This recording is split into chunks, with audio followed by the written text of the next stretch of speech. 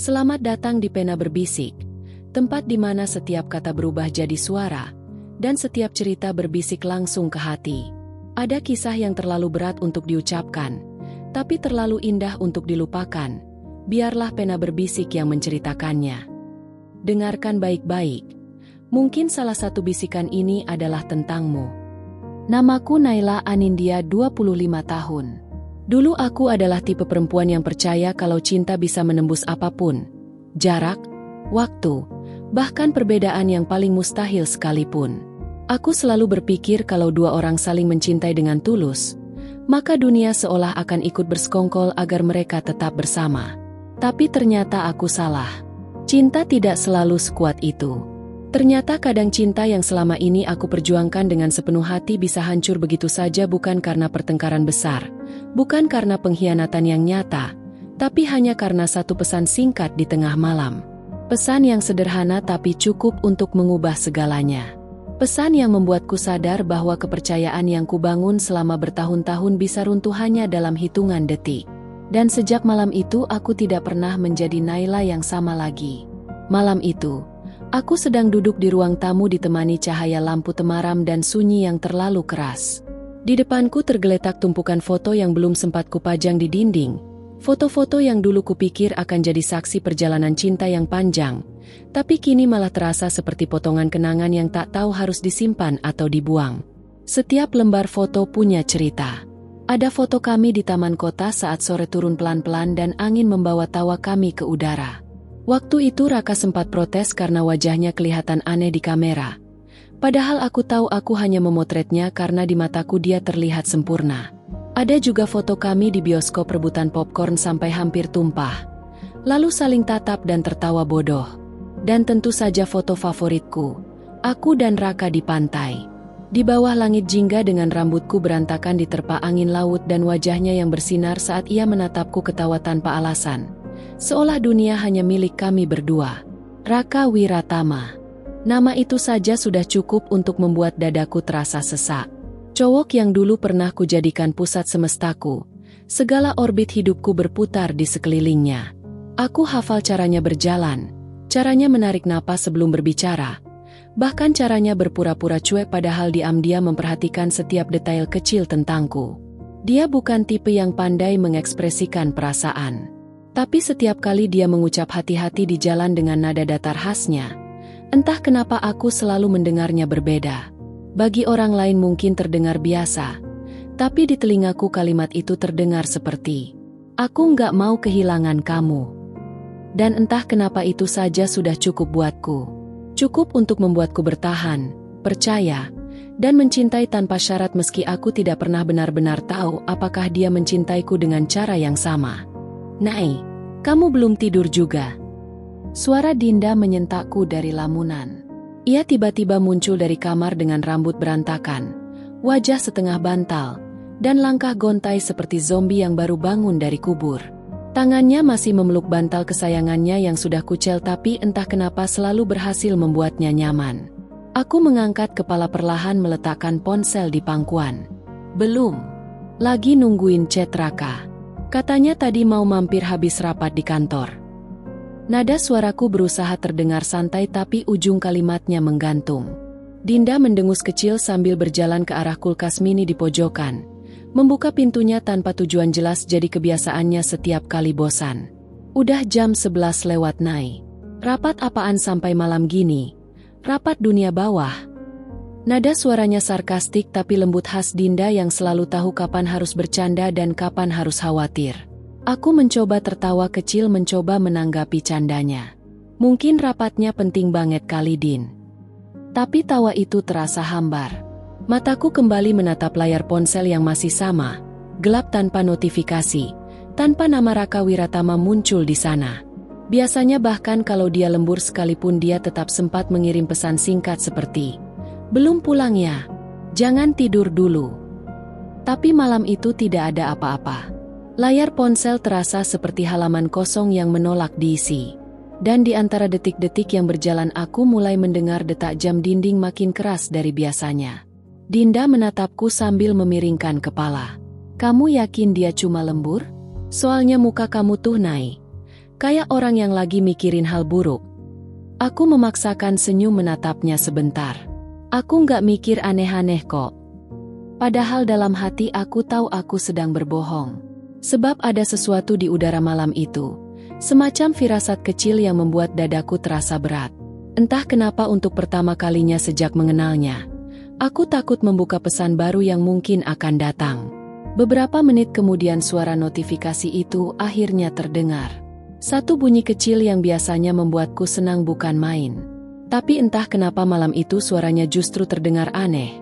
Pelan, tapi memecah keheningan ruang tamu seperti pisau yang menyayat perlahan. Dengan jantung berdebar aku meraih ponsel yang sejak tadi ku genggam tanpa sadar. Nama yang muncul di layar membuat napasku tertahan. Raka. Aku langsung tersenyum refleks. Jari-jariku gemetar kecil ketika membuka pesannya berharap isinya seperti biasa. Candaan, kata rindu, atau sekedar bilang aku sedang di jalan, tunggu bentar ya. Tapi yang kulihat justru kalimat paling dingin yang pernah kuterima seumur hidupku. Maaf, kita harus putus.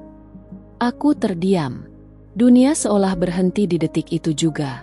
Suara kipas angin masih berputar, jam dinding masih berdetak, tapi semua terasa jauh. Seperti aku sedang berada di luar tubuhku sendiri menatap dari kejauhan seorang gadis yang baru saja kehilangan separuh dirinya. Kata-kata itu sederhana, tapi rasanya seperti ada palu besar yang menghantam dadaku tanpa ampun. Aku menatap layar ponsel lama sekali, menunggu kalimat lain muncul. Mungkin itu cuma salah kirim. Atau mungkin dia hanya bercanda. Mungkin akan ada pesan susulan seperti penjelasan, alasan, atau apapun yang bisa membuat hatiku tenang. Tapi tidak ada apa-apa. Hanya layar ponsel yang tetap terang menampilkan kalimat yang seakan membakar mataku semakin lama aku menatapnya. Maaf, kita harus putus. Aku menelan ludah, tapi tenggorokanku kering. Semua kenangan yang tadi kulihat di foto-foto terasa runtuh bersamaan. Seperti istana pasir yang dihantam ombak tanpa ampun. Dan untuk pertama kalinya aku benar-benar tidak tahu harus apa. Aku pun memanggil Dinda. Suaraku keluar pelan sekali nyaris hanya seperti bisikan yang tenggelam di antara dengung kipas angin. Aku sendiri tidak yakin apakah aku benar-benar memanggilnya atau hanya sekedar mencoba memastikan bahwa aku masih ada di dunia nyata. Kenapa, Nai? Dinda menoleh dari posisi setengah rebahnya di sofa. Ekspresinya masih mengantuk. Tapi begitu melihat wajahku yang pucat dan pandanganku yang terpaku pada layar ponsel, ia langsung menegakkan tubuh. Lu kenapa, Nai? Ada apa? Aku tidak menjawab. Bibirku terbuka tapi tidak ada suara yang keluar. Aku hanya menatap layar ponsel itu. Layar kecil yang baru saja menampung kata-kata yang berhasil menghancurkan segalanya. Dinda berjalan mendekat. Langkahnya cepat dan bantal yang tadi ia peluk terjatuh ke lantai tanpa sempat ia sadari.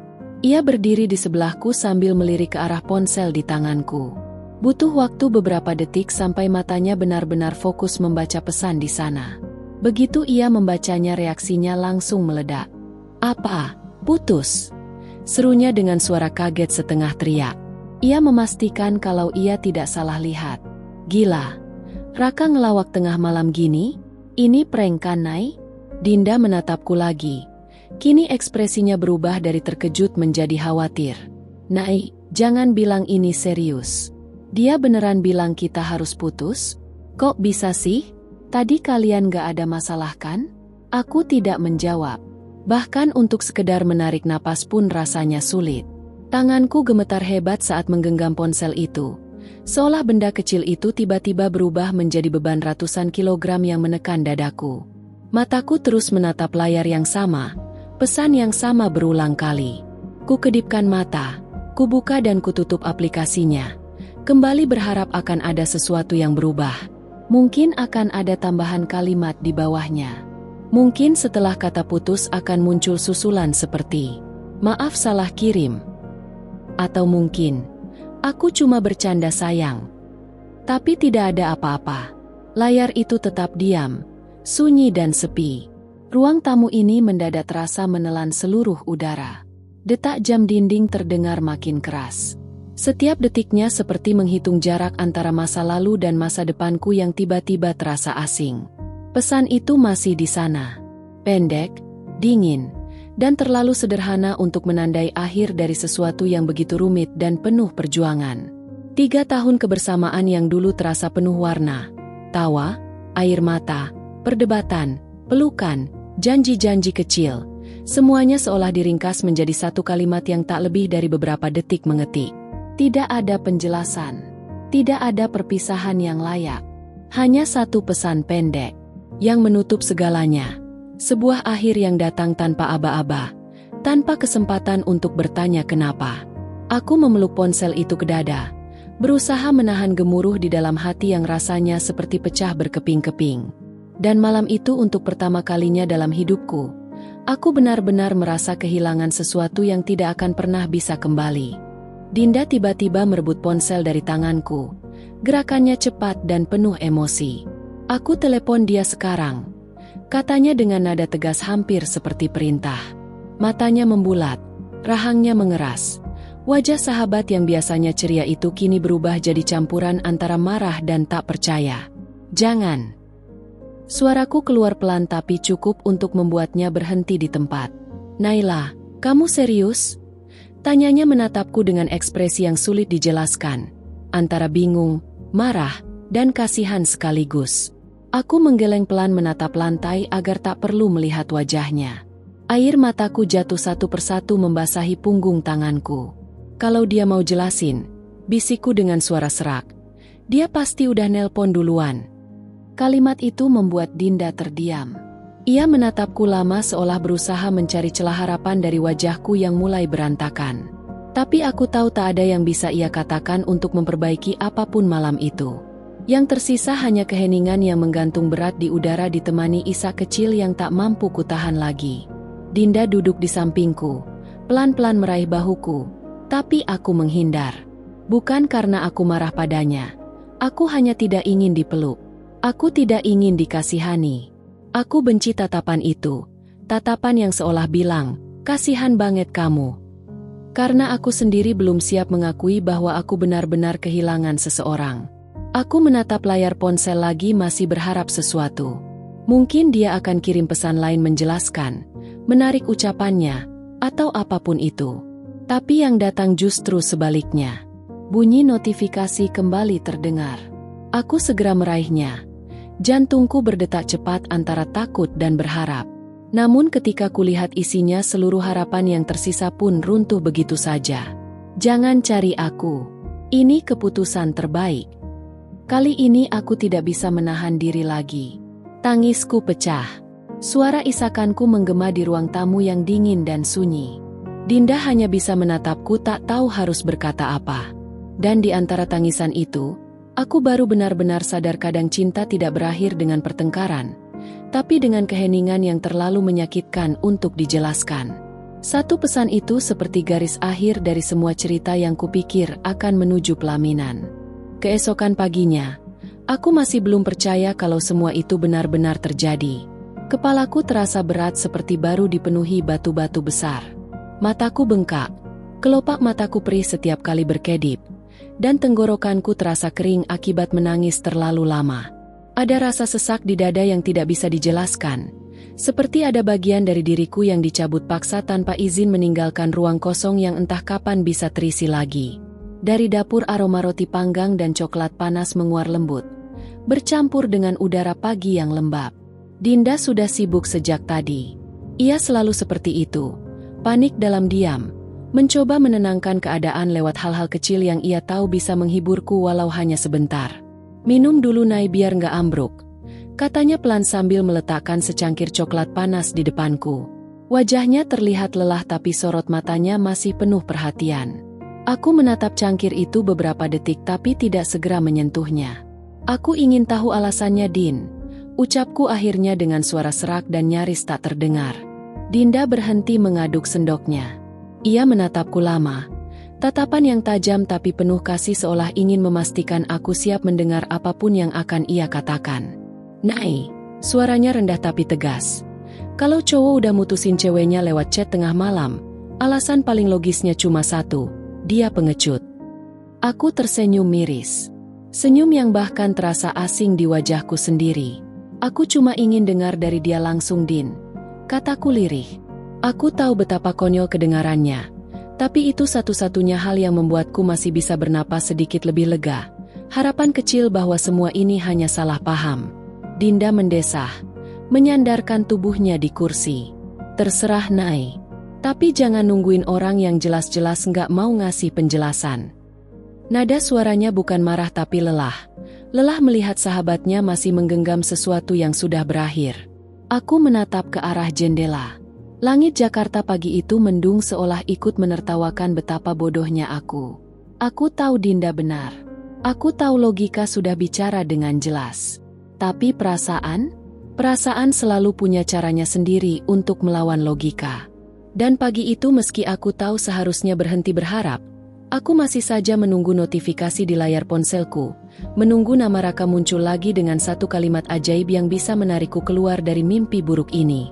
Hari-hari berikutnya berjalan seperti kabut tebal yang menelan waktu tanpa arah.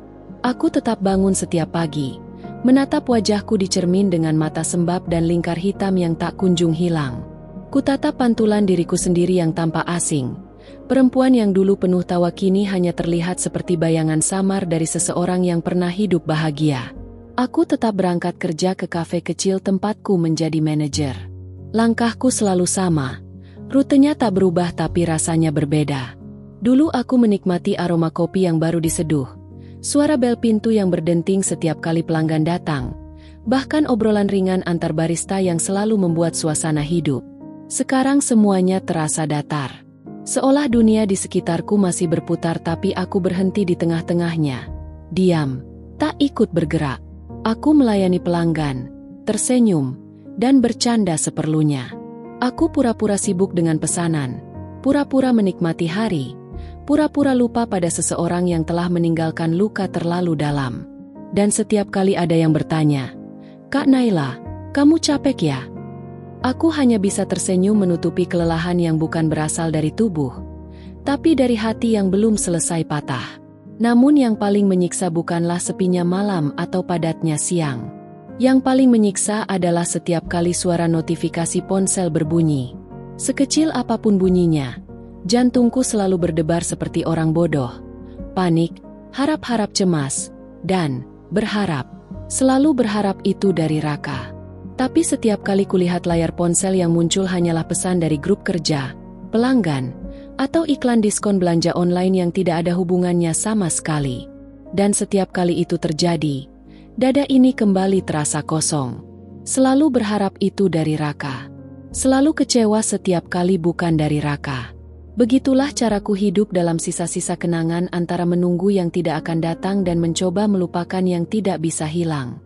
Sore itu kafe sudah mulai sepi. Matahari menurun perlahan di balik jendela besar meninggalkan cahaya oranye yang menimpa meja tempatku duduk. Aku menatap layar laptop yang penuh angka dan tabel penjualan. Mencoba fokus meski pikiranku entah sudah melayang kemana. Di antara suara mesin kopi yang mulai mereda dan denting sendok dari pelanggan terakhir, pintu kafe tiba-tiba terbuka keras. "Nai!" Suara Dinda menggema dari arah pintu membuat dua pelanggan di pojok sampai menoleh. Aku mendongak dengan alis terangkat. Dinda datang tergesa-gesa. Rambutnya agak berantakan dan wajahnya semangat setengah gila seperti biasa. "Ada apa, Din? Kebakaran?" Tanyaku datar sambil menutup laptop. "Nai, kamu tahu nggak? Keluarga Raka mau ngadain acara amal besar minggu depan di Hotel Bintang 5 super megah. Kayak pesta sosialita gitu." Ia berkata cepat, matanya berbinar. Tangannya sibuk gestur kesana kemari seolah sedang menjelaskan berita penting nasional. Aku menatapnya tanpa ekspresi. Terus, nada suaraku datar tapi jantungku sempat berdegup aneh ketika mendengar nama Raka disebut. Sekilas semua ingatan yang berusaha kukubur pelan-pelan, seolah kembali menyeruak ke permukaan. "Ya terus kamu nggak mau datang? Minimal buat lihat kondisi dia gitu." Dinda mencondongkan tubuh, menatapku seperti detektif yang baru menemukan petunjuk penting. Aku menghela napas panjang, menatap kopi di mejaku yang sudah dingin. "Ngapain, Din? Biar makin kelihatan aku belum move on gitu." Dinda memutar bola matanya dramatis.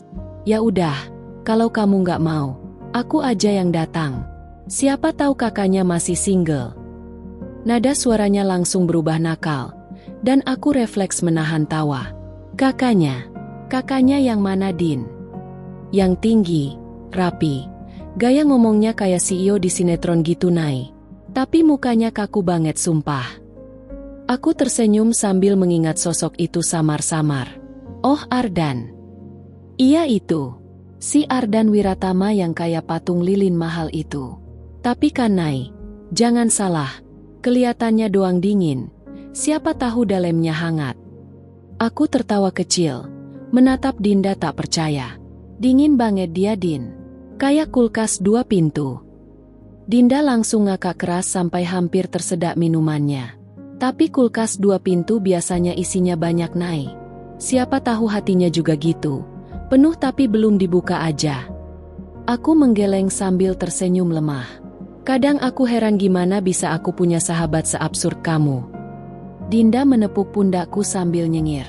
Karena tanpa aku, hidup kamu bakal terlalu serius dan terlalu sedih.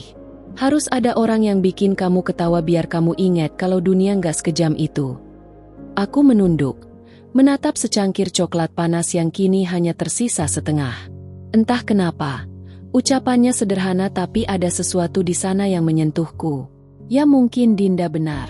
Kalau bukan karena Dinda, aku mungkin sudah terlalu tenggelam dalam luka itu.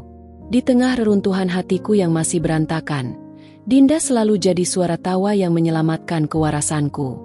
Malam itu, kamar terasa terlalu sunyi. Lampu tidur di pojok hanya memancarkan cahaya kekuningan yang lembut. Tapi entah kenapa rasanya malah semakin menekan dada. Di meja ponselku tergeletak diam. Sudah berjam-jam aku menatap layar itu. Menatap nama Raka yang masih terpampang di daftar chat. Seolah aku menolak dia benar-benar pergi. Chat terakhirnya masih ada di sana. Kata-kata itu tak berubah sejak malam itu. Dulu setiap kali ku baca, tanganku selalu gemetar. Mataku panas dan napasku sesak seolah kata-kata itu menolak ku terima. Tapi malam ini, entah kenapa aku sudah bisa membacanya tanpa air mata. Tanpa getar di dada. Mungkin sebagian dari diriku mulai berdamai. Mungkin memang begini seharusnya.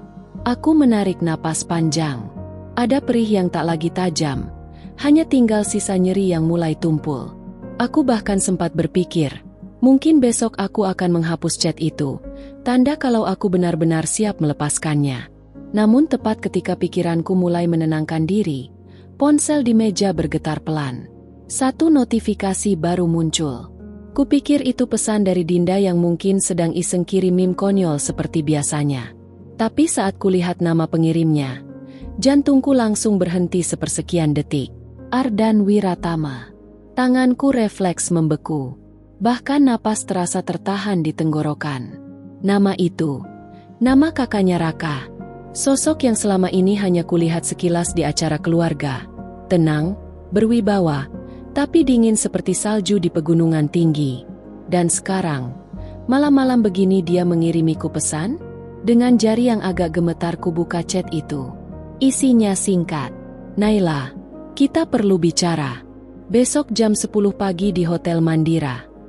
Aku menatap layar ponsel lama sekali. Pupilku menatap huruf-huruf itu seperti mencari makna tersembunyi di baliknya. Kita perlu bicara. Tentang apa? Tentang Raka? Tentang hubungan kami? Atau ada sesuatu yang lebih besar? Sesuatu yang bahkan belum ku ketahui? Suara Dinda tiba-tiba memecah keheningan. Dia sedang duduk di ranjang sebelahku. Rambut diikat asal. Wajahnya penuh masker hijau mint. Kenapa Nay bengong kayak lihat hantu aja? Katanya, masih sambil scrolling drama di ponselnya. Aku tak menjawab. Hanya menyerahkan ponselku pelan-pelan ke Dinda. Dia mendekat membaca pesan itu dengan mata membulat. Wah gila. Serunya keras sampai masker di pipinya hampir retak. Kakak mantanmu ngajak ketemuan? Ini sinetron banget Nay. Aku mengusap wajah lelahku. Dinda, bisa nggak satu malam aja kamu nggak bikin hidupku kayak FTV sore? Dia malah nyengir licik. Tapi ini serius Nay. Biasanya kalau kakak mantan ngajak ketemu cuma ada 2 kemungkinan. Aku melirik malas. Aku tahu aku bakal nyesel nanya. Tapi apa? Dinda mengangkat jari, berpose seolah sedang menjelaskan teori besar. 1. Dia mau bantu kamu balikan lagi sama adiknya. Aku mendengus. Nggak mungkin.